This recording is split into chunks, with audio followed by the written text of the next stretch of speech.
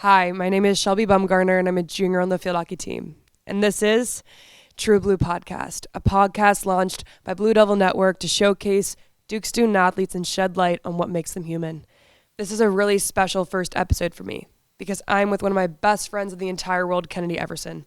Kennedy is a junior women's lacrosse player from Montclair, New Jersey.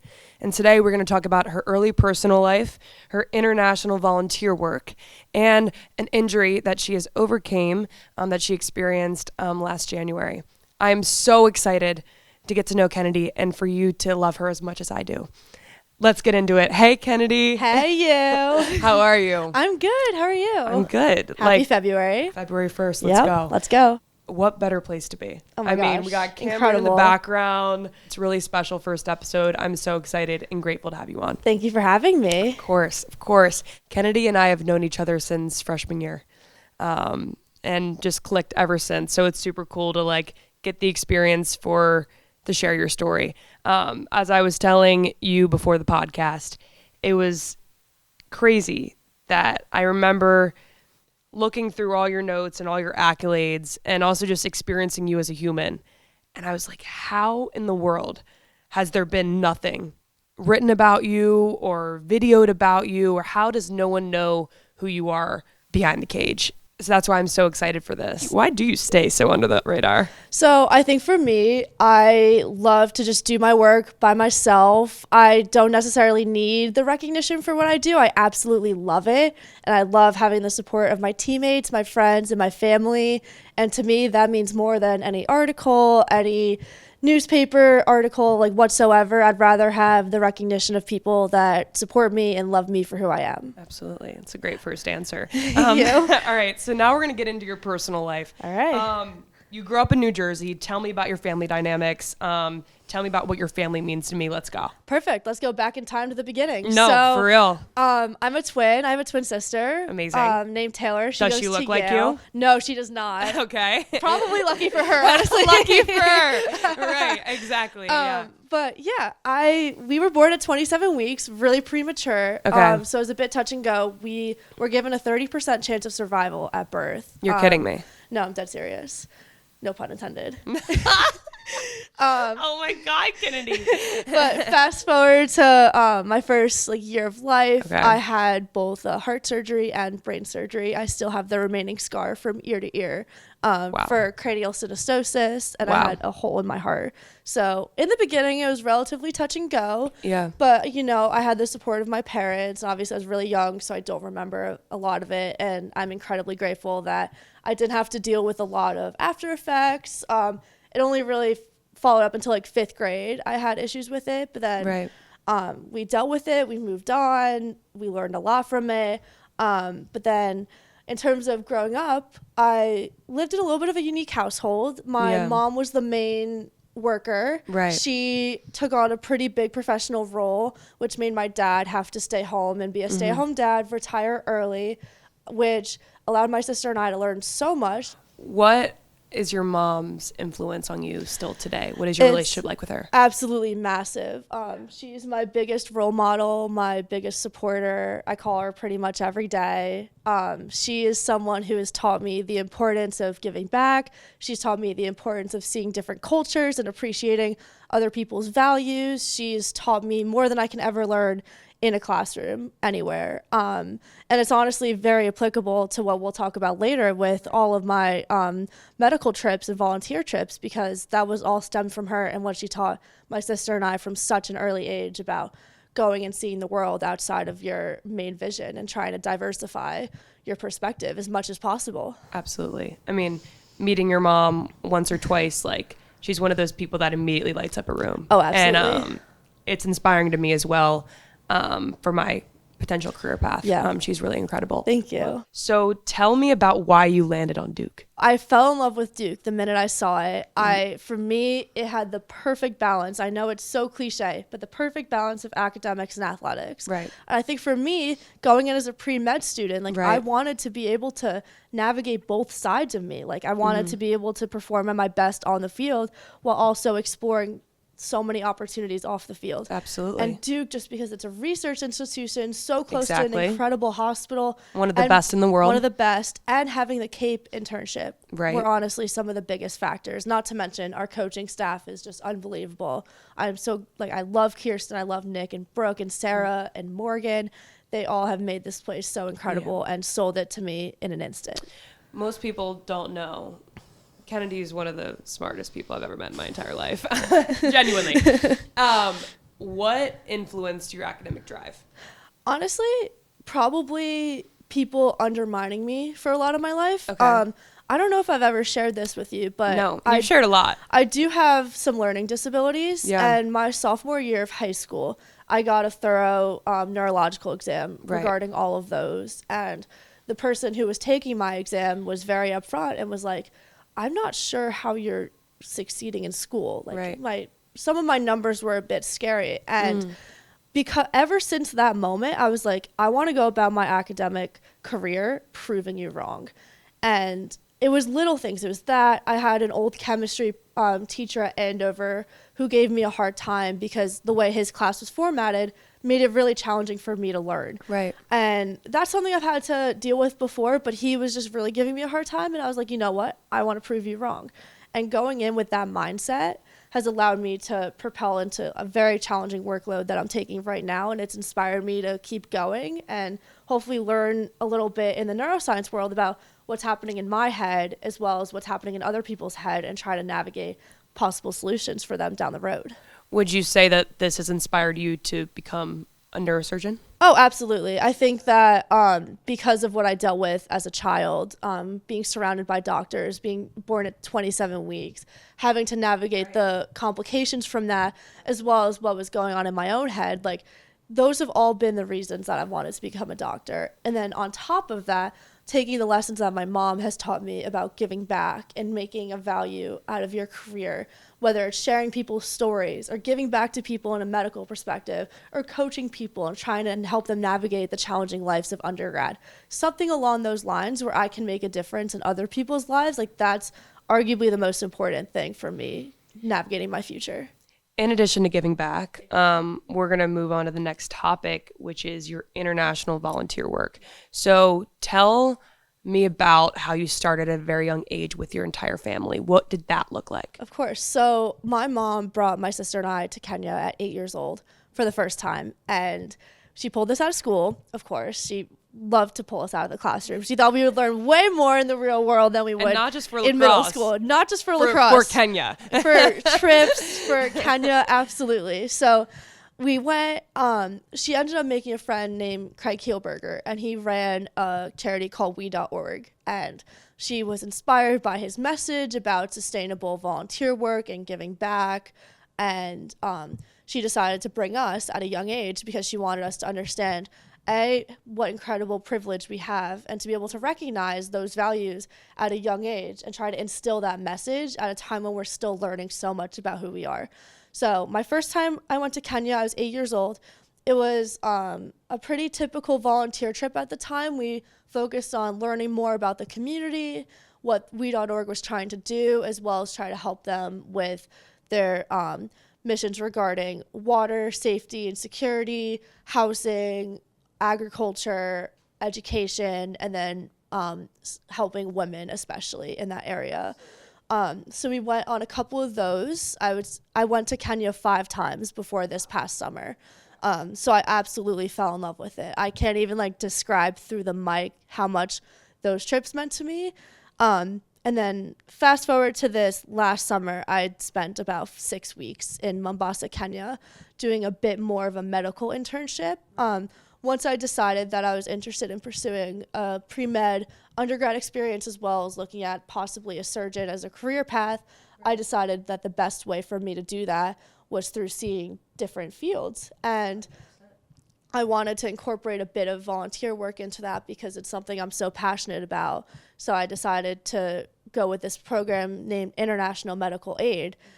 Because it fit in my schedule, which is a huge complication for student athletes. It's hard to navigate shadowing hours when you have all these commitments on and off the field. Or respectfully doing an abroad trip or an international volunteer program in the summer because we also have to train as well. So amazing. Yeah. So I went this summer. I shadowed in 4 different specialties. I started in pediatrics, which was incredible. I will get into the details later. I did surgery for 2 weeks, and then I did radiology and OBGYN. And those were the 4 specialties that I saw. And you documented this through an Instagram account. I did. I was an avid follower. It was called, I think, Mombasa Memories. Yep. Okay, I'm locked. And why did you do this? I think I did it because it was such a drastic change from anything I've ever seen. And I couldn't describe what I saw. And I think for a lot of people, being able to see what other people are seeing and try to gain a new perspective is the best way to learn. And for me, I wanted to use it almost as a diary to keep up with what I was learning, what I was experiencing, the highs and the lows of like the patients that I was working with, and just as a way for me to look back on that and to remind myself of why am I going through all of this during the normal academic week, and use it as a way to propel me into motivating for future work as a doctor. A couple weeks ago, I asked about your lock screen, and it is a picture of you on a mission. How does seeing pictures of you on these experiences put your day into a better perspective? Yeah. So I haven't changed my lock screen since I've left Kenya, to be honest. It's been the same since then. Number one, just because it makes me happy. Those were some of the best moments of my life that it was truly indescribable, some of those experiences that I have on my lock screen. And it's just a constant reminder every day to just keep working hard so that I can keep the end goal in sight. And for me, the sight is my phone screen. I feel like these days you pick up your phone every 5 seconds, and I just want a constant reminder of why I'm doing all of this. 100%. Tell me about the friendships and the mentors that you've met during this experience last summer. I met so many people who were going through the same thing as me, people who were interested in pursuing similar career paths, and people who had a huge passion about giving back and learning more about different communities. And that was something that I absolutely appreciate to this day, because it's hard to find people with similar interests as you. And I think oftentimes when you do, it turns into a really competitive battle of, who is the most internships, who has the most credentials to have them propel into medical school. But for us, it was just a chance to get to know each other. It was a chance to bond over what we saw in the hospital. It was also a chance for us to navigate the really challenging things that we saw, which I'll obviously get into later. But I mean, a lot of it really wasn't easy, to say the least. At Duke, have you found someone that has been a backbone for you that has a similar passion academically, and then also a drive like you do athletically? Absolutely. And I think one of the reasons that I came here in the first place was because of CAPE. And CAPE is it's called Collegiate Athlete Premedical Experience. And it's a program run by Henry Friedman and Allan Friedman. And they are 2 doctors that work at the Duke Hospital. And they want to give student athletes at Duke, especially women, a way to catch up essentially with other students by giving us clinical hours, a summer internship, as well as a book club that meets once a week where we read different research articles about really pressing issues in the medical world. We talk a lot about abortion. We talk a lot about other like gun rights and issues that are obviously affecting hospitals today. And in those groups, I've met so many people that are also interested in pursuing medicine, who really want to give back, and then also a bunch of women who are navigating a really male-dominated field. So it's truly inspiring to see the people in that group. They're all brilliant, and I consider it a huge privilege that I get to go once a week and meet with all of them. You talked about the conditions in the hospital in Kenya this summer. Illustrate that for me. Honestly, it's going to be hard to illustrate over a mic, to be honest. It was incredibly bare bones. It was nothing compared to what you see in the United States whatsoever. But I also think that's the beauty of it. Everyone who goes to this hospital, just for a little bit of background, it's Coast General Teaching and Referral Hospital. It's in Mombasa, Kenya, as we mentioned earlier. 750 beds. So it's a massive level 4 hospital, which is one of the biggest in Kenya. The level 5 is in Nairobi, which is the capital. So it's one of the biggest in the area, which means you see the worst of the worst when you go. And that's what we were told in the beginning, was to expect the worst of the worst. I mean, you see patients in the hallway, patients sitting on old wheelchairs, waiting hours and hours to get into the emergency room. The emergency room has no privacy whatsoever. And I think the one that really struck me was the OBGYN facility, especially as a woman, because Absolutely. I see what my sister-in-law is going through with her pregnancy in the United States. And I'm just like, wow, she has so many resources. Like, we all have so many resources here. And as women, like, I could relate to the patients that I saw. One of the mothers was 18 years old. She was younger than me. And to be able to sit there and be like, oh my gosh, like, there's one curtain hiding you from all the male nurses. And, like, there's no privacy whatsoever. You can't have visitors because of the religious regulations. It's a very Muslim area, and oftentimes women don't have enough coverage. So they want to maintain some level of privacy. But beyond that, it was really indescribable, some of the things that I saw. How did you overcome these intense emotions while also working long days every day? Yeah, so I leaned on the people around me a lot. Oftentimes there was a group of 2 or 3 of us seeing things. I'll get into one specific story about that in a little bit, but I would talk to my roommate. Her name was Christina. She was someone who I really loved and had a great time getting to know, and we both talked to each other about what we saw, what we experienced. And then honestly, the Instagram account was one way for me to sort of let go of my feelings and express myself, because a lot of my friends from home, I couldn't describe what I was seeing besides pictures. Like, that was the only way I could get my message across to people and have them understand. And you can't expect them to understand either. No, exactly. And I think that was honestly the hardest thing for me coming back from Kenya, was I had all of these life-changing experiences, and then I had to just come home and almost go back to, not necessarily go back to who I was, because it obviously changed me, but you would argue it's like an alternate reality. Yeah, coming back here. I felt like I was in a completely alternative reality, and I was at my own house, and I felt out of place. I couldn't understand what I was doing back here. Tell me more about this program. You said you wanted to tell a little bit more stories. You wanted to get deeper into it. Let's do that. All right. So this program is mainly for undergrads who are looking to pursue medicine, who want to get time shadowing different physicians and seeing different specialties. So I saw it kind of in the COVID days, ironically, because I was so excited about what I could do when the pandemic was over. So I applied very early, and I was grateful enough that they accepted me. And then I went, and I knew it was going to be hard, but I don't think I truly understood how hard it would be. One of the things that I saw that really impacted me the most was going back to the same mother I mentioned before, the 18-year-old. What I didn't mention is that when she was giving birth, it was a stillbirth. And that was one of the first times that I'd seen a whole birthing process. I mean, you see the whole 9 yards when you're there. But what I never expected was the silence after the baby comes out. And that was something no one prepared me for. You sit there, you're waiting, and then in all the TV shows that we see, there's a loud cry, and everyone's like, oh my gosh, there's the baby, congratulations. But it was silent. And that just hit. It was like a dagger going into my heart. And I tried to call my mom and explain the story, but I couldn't, because I knew how much it would hit her, especially after what we went through. And this baby was also 28 weeks old. So personally speaking, I was just like, wow, I'm so grateful for the doctors and the facilities and the resources that my sister and I had, because we were able to survive.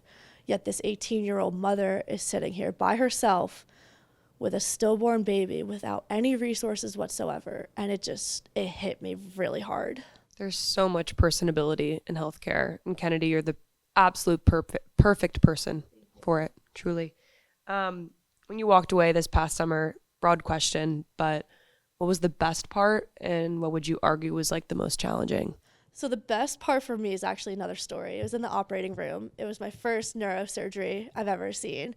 It was for a right subdural hematoma, and the first time they took the little piece of scalp off and I saw the brain, it was honestly, for a lack of another way to describe it, it was almost an emotional experience.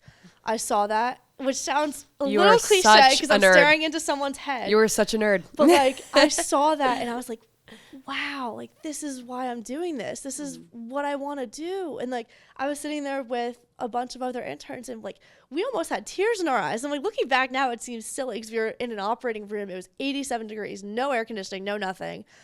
But I was looking at someone and I was like, wow, like I could see myself doing this. And I went on this trip not necessarily 100% certain that this was the career path I wanted to pursue because you don't know if you can handle it.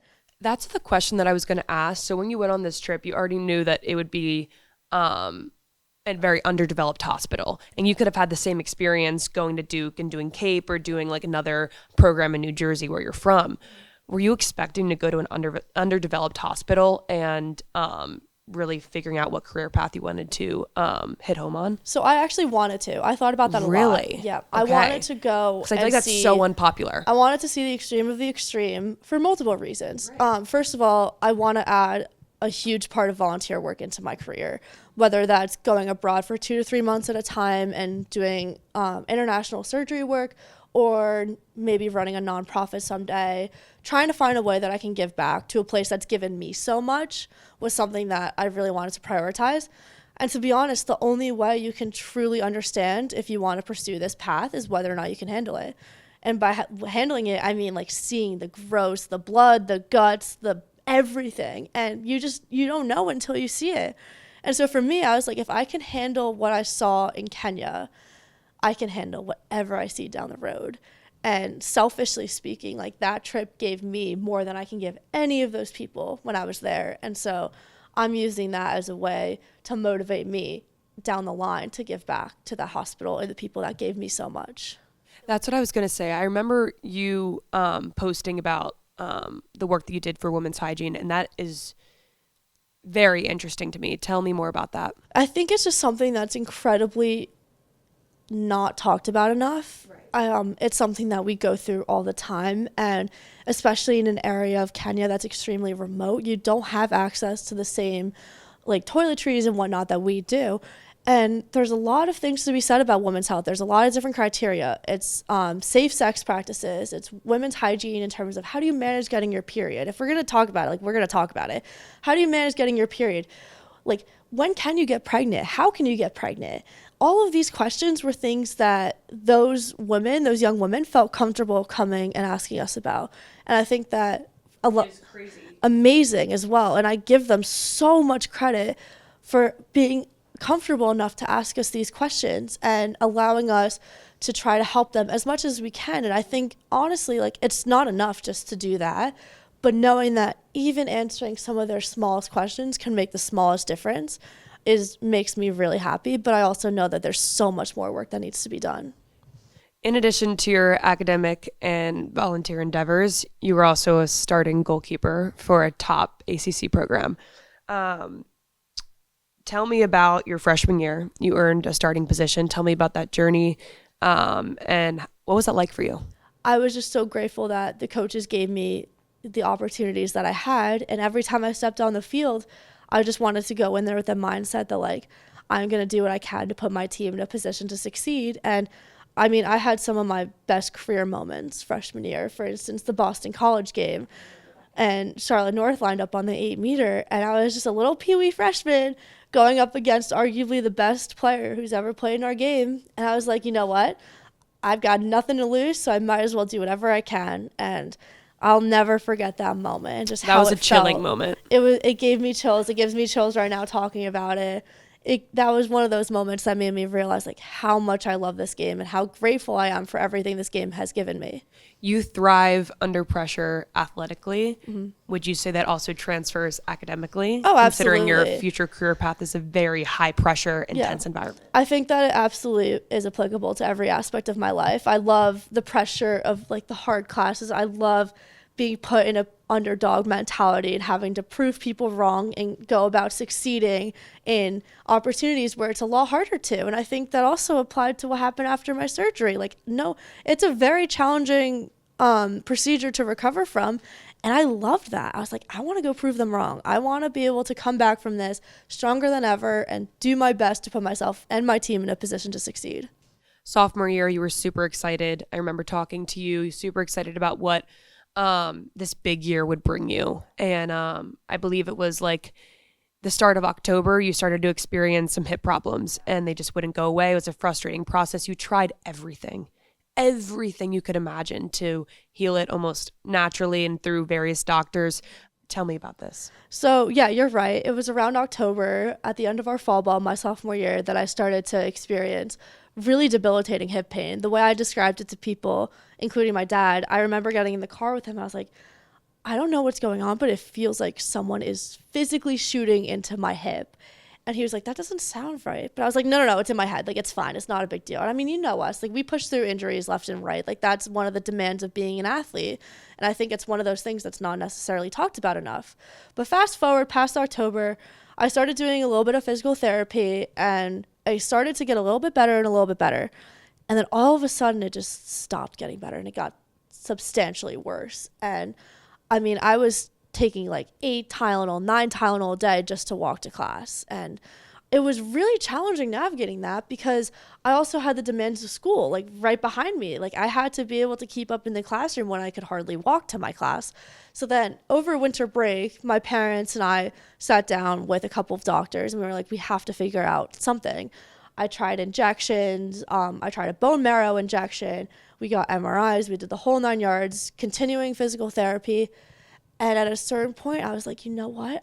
At the time, I was like, I'm 20 years old. I don't want to deal with debilitating hip pain my whole life. And then I remember coming back home and sitting and home is in Duke. And I sat in Kirsten's office and I just broke down. I was like, I can't live like this anymore. Why would you say you had that intense emotion? Were you fearful of letting your team down? I think that was the biggest thing. I felt like a failure. And that was honestly one of the most vulnerable moments of my life, was having to sit there and be like, I can't do something. Because I always try to keep myself to a very high level academically, athletically in my career path. And I always try to hit that mark that I give myself. And I went into my sophomore year with very, very high expectations. And I was so excited because I thought that our team was going to have such a good year. And I was so excited to play my role in that success. And then all of a sudden it was taken away from me. And I felt like I had no control over it. And I think the lack of control in that moment of being like, I've tried everything I can, but this isn't going away. Like, especially with something in your own body, is really hard to deal with because I'm like, it's right here. Why can't I fix it? Like, I've been able to fix other things. I couldn't fix that. And that was such a vulnerable moment for me to be like, I can't do anything else and I'm sorry. And I just remember sitting there and I was apologizing, crying. And I mean, Kirsten was incredible in the moment, like was so supportive, told me like whatever I needed, she was going to be there for me. But I felt like I had let her down, and I felt like I let my team down that year. When you got surgery, tell me about like the 3 months of recovery that you experienced at Duke. I had my surgery January 27th, so close to about a year from now. And I came back to Duke about 2 weeks after because I wanted to get through the first couple of PT sessions, make sure that I had a good baseline, get what I needed in Colorado to be able to get a checkup with my surgeon after. Then I came back to Duke. I moved into the Washington Duke, and I was so grateful. I had my parents here helping me navigate campus with crutches. Like, they were right behind me whenever I needed them. It was obviously hard in that moment because like you're still expected to maintain the same standard of excellence no matter what.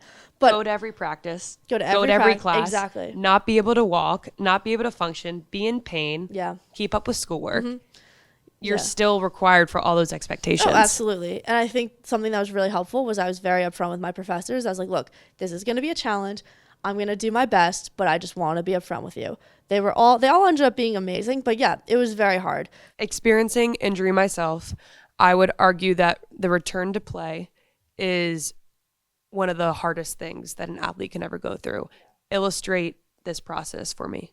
I think for me, what was so hard about it was waking up every morning and not knowing how you're going to feel. Especially within those last couple of months of physical therapy. And then once you're out of physical therapy, getting back on the field, getting back into a full practice, I just took the path of constantly reminding myself, like every time I do something new, it's not going to feel its best, but that's not necessarily a bad thing. Like, I'm opening new doors.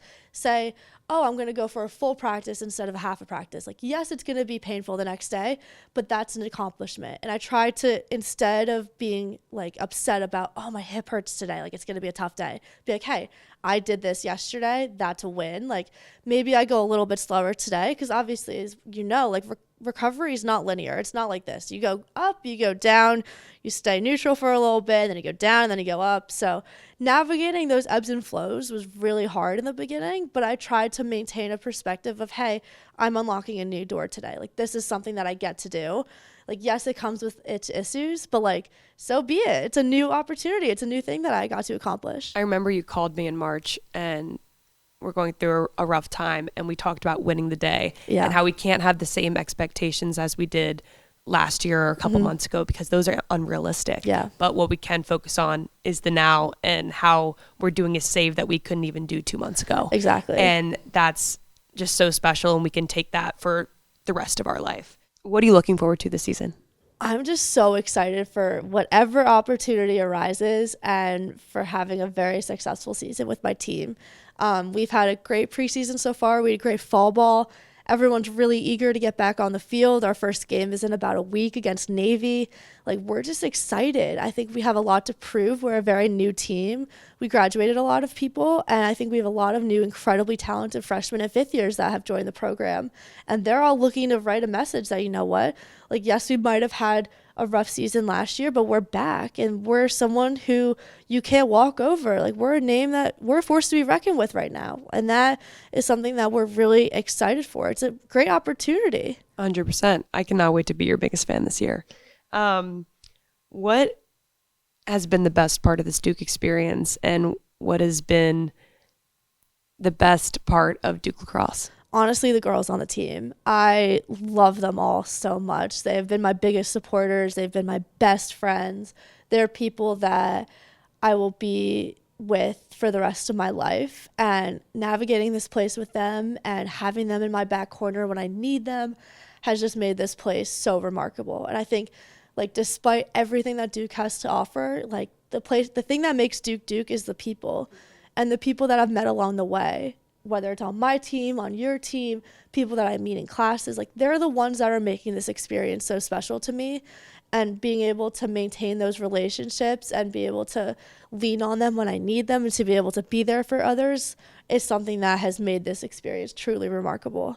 Thank you, Kennedy, for being the best first guest and best friend that Thank I could you. ever imagine. This was amazing, learning more about you and your story, and I can't wait for everyone at Duke and beyond to hear so as well. much. Thank you for Blue Devil Network for putting this podcast on. Thank you for Zach for being such a believer in me and my mentor. And you are going to make great change in the world today. Thank you so much. You truly are. Thank you. I cannot wait to be your biggest fan and sit back and enjoy all of it, and know that we had this interview. Oh, yeah. I was the first one to tell it, for sure. No, but thank you. Thank you so much. Thank you.